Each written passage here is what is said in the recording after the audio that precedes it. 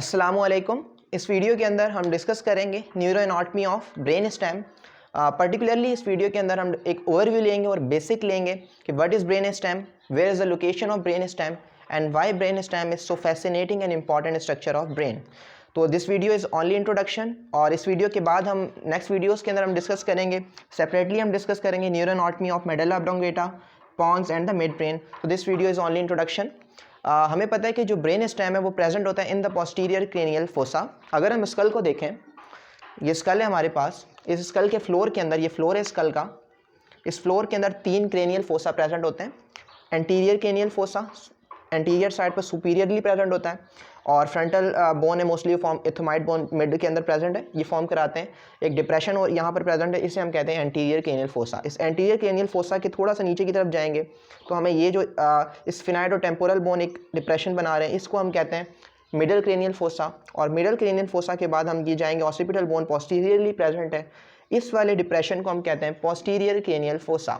So in the posterior cranial fossa we have brain stem, और brain stem के अलावा cerebellum भी present होते हैं। दोनों स्ट्रक्चर प्रेजेंट होते हैं इन द पोस्टीरियर क्रेनियल फोसा। और हमें पता है कि जो ब्रेन स्टेम है वो एंड हो जाता है at the foramen magnum. This one is foramen magnum, एक लार्जर फोरामेन है, यहाँ पर आकर ब्रेन स्टेम एंड हो जाता है, और इसके बाद स्टार्ट हो जाता है spinal cord in the vertebral column. तो हम ये कह सकते हैं कि brain stem is just upward continuation of spinal cord. So posterior cranial fossa के अंदर प्रेजेंट होता है, और at the this one medulla oblongata है, ये यहाँ पर फोरामेन मैग्नम पर एंड हो जाता है यहाँ पर, और यहाँ के बाद स्टार्ट हो जाता है स्पाइनल कॉर्ड। सो हमें पता लग गया कि जो ब्रेन स्टेम में प्रेजेंट है पोस्टीरियर क्रेनियल फोसा के अंदर, और ये ब्रेन स्टेम कनेक्टेड होता है सेरिबेलम के साथ with the cerebellar peduncles. 3 cerebellar peduncles होते हैं हमारे पास, superior cerebellar peduncle, middle cerebellar peduncle,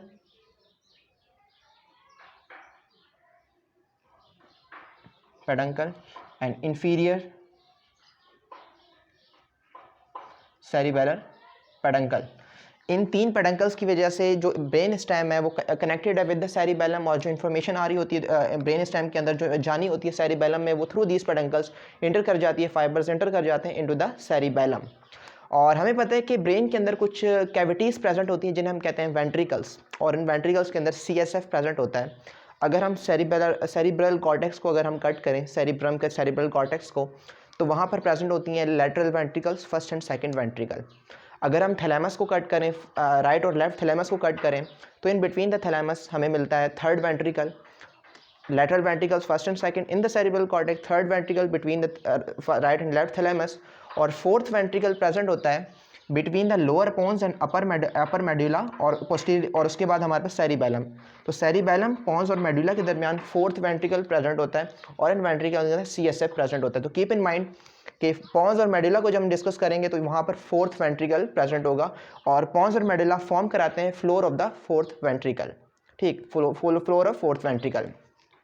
और इसके अलावा ब्रेन स्टेम बहुत इंपॉर्टेंट स्ट्रक्चर है ड्यू टू 3 रीजंस। पहला रीज़न ये कि यहाँ पर वाइटल सेंटर्स प्रेजेंट हैं, vital centres for cardiovascular system and respiration. जितना भी कंट्रोल हो रहा है रेस्पिरेशन का, कार्डियोवैस्कुलर सिस्टम का, वो उसके जो वाइटल सेंटर्स हैं वो प्रेजेंट होते हैं ब्रेन स्टेम के अंदर, इसलिए ब्रेन स्टेम बहुत इंपॉर्टेंट स्ट्रक्चर है। उसके अलावा जितनी भी असेंडिंग इन्फॉर्मेशन होती है, असेंडिंग एंड डिसेंडिंग इन्फॉर्मेशन, या असेंडिंग या डिसेंडिंग ट्रैक्ट्स होते हैं, असेंडिंग एंड डिसेंडिंग ट्रैक्ट्स,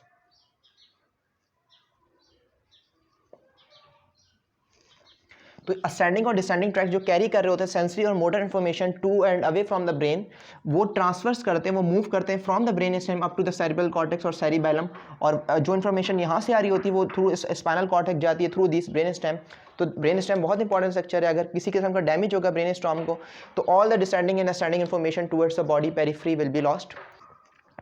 और इसके अलावा हमें पता है कि 12 पेयर्स ऑफ क्रेनियल नर्व्स होती हैं जो कि डायरेक्टली अराइज होती हैं फ्रॉम द ब्रेन, ठीक है। 12 पेयर्स होते हैं क्रेनियल नर्व्स के, और उन 12 के अंदर except the first and second, ठीक है, first and second cranial nerve that is olfactory and the optic, उसके अलावा जितनी भी नर्व्स होती हैं 3 to 12 वो सारी अराइज होती हैं from the brain stem. So all the cranial nerves accept first and second arises from the brain stem, ठीक है, तो इनके जो न्यूक्लियाई होंगे इन क्रेनियल नर्व के वो प्रेजेंट होंगे in the brain stem.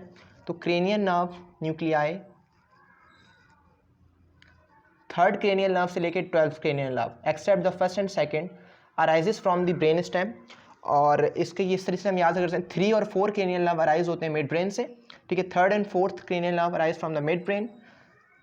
5, 6, 7 and 8 arises from the pons, and 9, 10, 11 and 12 arises from the medulla oblongata।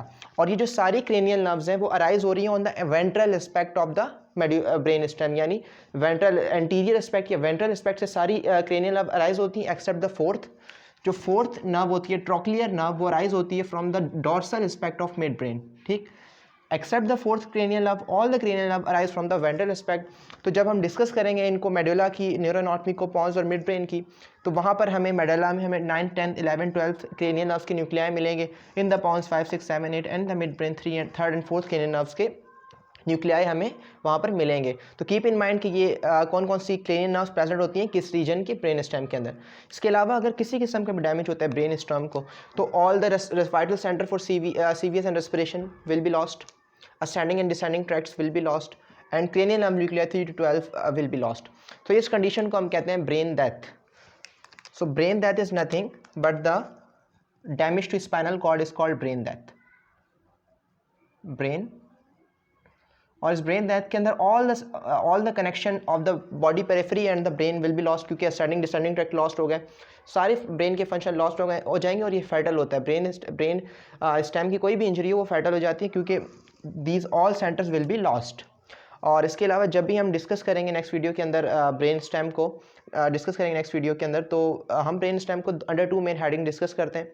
External features, externally हमें कौन कौन से फीचर्स नजर आते हैं ब्रेन स्टेम के ऊपर, और internal features, what internal features we found in the brain stem. तो under 2 main headings we will discuss brain stem, और नेक्स्ट वीडियो के अंदर हम डिस्कस करेंगे न्यूरोएनाटॉमी ऑफ मेडुला, उसके बाद पॉन्स एंड देन लास्ट में मिड ब्रेन।